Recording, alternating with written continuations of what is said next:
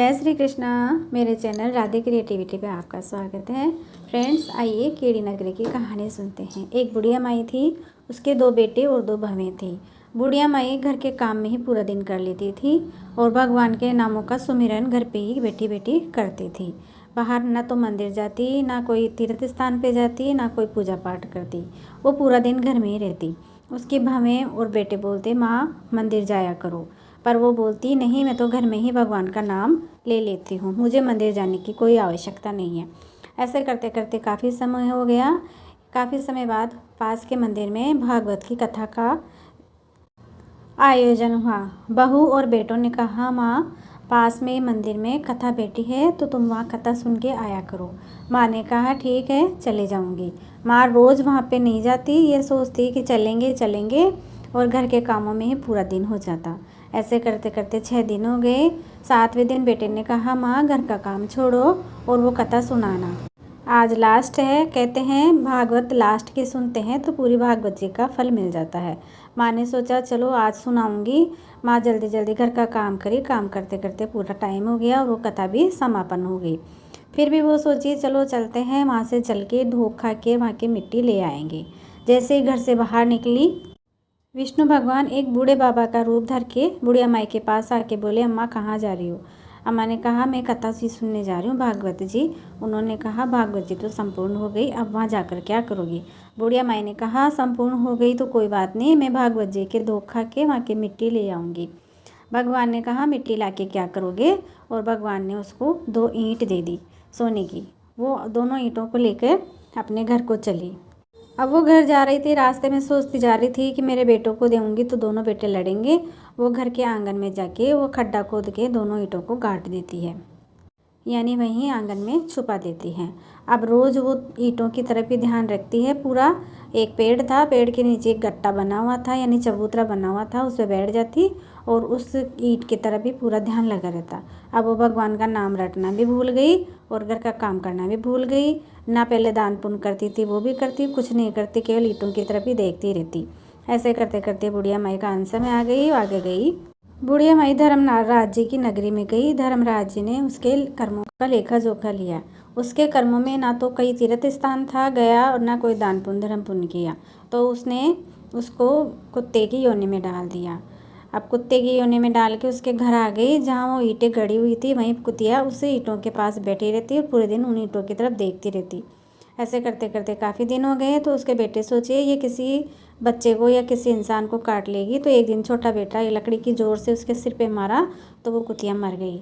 फिर वापस धर्मराज जी की नगरी में गई तो धर्मराज जी ने फिर वापस देखा उसके लेखा जोखा, तो अब की बार फिर उसने उसको सांप बना दिया। सांप बना के वापस भेजा तो वो वापस उसी घर में आ गई और वहीं पे जहाँ वो ईंटें दबी हुई थी वहीं उनके पास में आके बैठ गई। ऐसे करते करते काफ़ी दिन हो गए।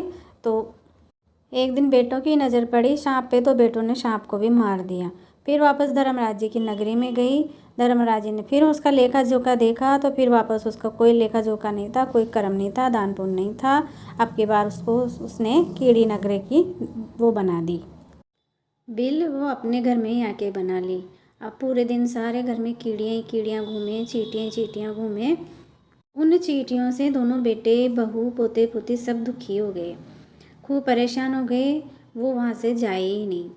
अब एक दिन वही भगवान विष्णु साधु महात्मा का रूप करके आते हैं और वहाँ पे भिक्षा मांगते हैं। दोनों बेटे बाहर निकलते हैं, बोलते हैं महाराज हम क्या दें, हमारे खुद के खाने के लिए ही नहीं है, हमारे घर में तो चींटियों ने अपना घर बना लिया है, इसका कोई उपाय बताओ, इनसे कैसे छुटकारा मिले। महात्मा जी ने कहा, एक खोदने के लिए फावड़ा लेके आओ। दोनों बेटे अंदर गए, एक फावड़ा लाके साधु महात्मा को दिया और उन्होंने वहाँ जो बिल बना हुआ था उसके पास में खुदाई चालू कर दी। थोड़ा सा खोदने के बाद वहाँ 2 सोने की ईंटें निकली।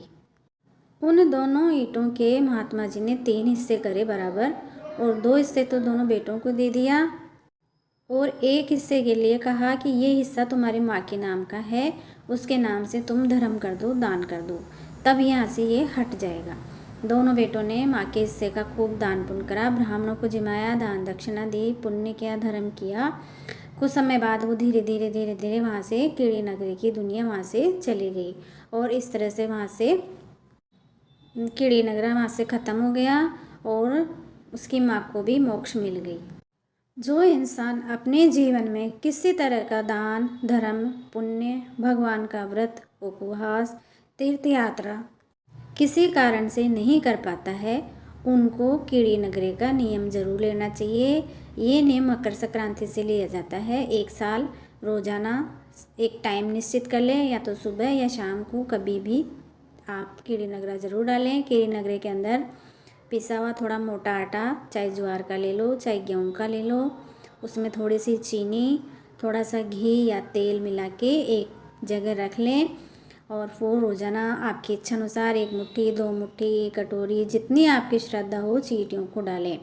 रोज़ाना चींटियों को डालते जाएं। इससे आपके जो दुख आ रहे हैं, संकट आ रहे हैं, दरिद्रता आ रही है, वो सब दूर हो जाते हैं और भगवान की आप पे कृपा बनी रहती है। और जो बुरे कर्म होते हैं, हमने जो बुरे कर्म करे हैं पूर्व जन्म के, वो कर्म भी बुरे ख़त्म होते जाते हैं और हमारे अच्छे कर्मों का फल बढ़ता जाता है। इसीलिए हमें अपने जीवन में एक बार ज़रूर 1 साल तक कीड़ी नगरे का नियम लेना चाहिए।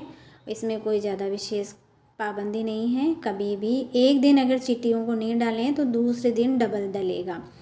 जैसे 1 मुट्ठी डाल रहे हो तो दूसरे दिन 2 मुट्ठी डाल दो।